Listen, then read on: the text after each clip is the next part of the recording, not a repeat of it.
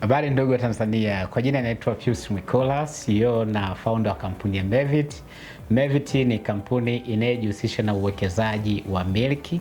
Miliki ikiwa na maana ya ardhi, nyumba na majengo. Miliki nchini Tanzania imeendelea kukua na kuonyesha ni mojawapo uwekezaji wa msingi na muhimu sana kwa Watanzania. Leo nitazungumzia namna ya kuweza kuwekeza na Mevit. Namna ya kwanza ambayo unaweza kuwekeza na Mevit ni kwa kununua viwanja na mashamba.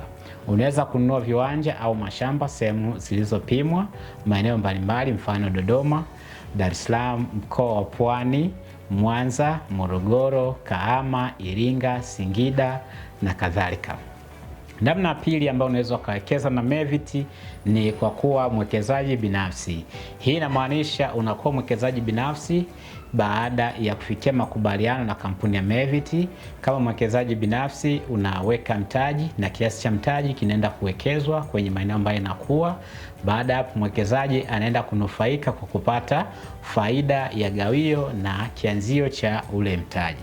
Namna ya tatu ya kuweza kuwekeza na Mevit ni kwa kununua hisa za kampuni.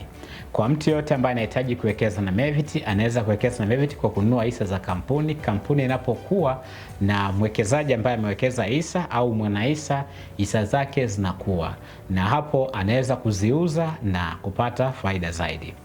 Kwa hivi ninavyoongea sasa hivi, wenzangu ambaye ni wakurugenzi wako nje ya nchi, wameenda kufanyia utafiti soko kwenye miji mikubwa mbalimbali. Kwa mfano sasa hivi wapo jiji la St. Louis, Mauritius. Wakitoka hapo wataenda mji wa Pemba na Nampula, Mozambiki. Baada ya hapo wataenda Maputo, Mozambiki. Wakitoka hapo wataenda Manzini na Mbabane, Swaziland. Baada ya hapo wataenda kwenye jiji ya Johannesburg, Pretoria na Durban. Huko kote wanaenda kutafiti masoko ya miliki kabla ya kurudi Dar es Salaam, ambako pia tuna uwekezaji ambao utaendelea. Kwa mtu yote ambaye anahitaji kuwekeza na Mevit, karibu sana. Unaweza kupata taarifa nyingi zaidi kwa kutembelea tovuti yetu www.mevit.co.tz. Asanteni.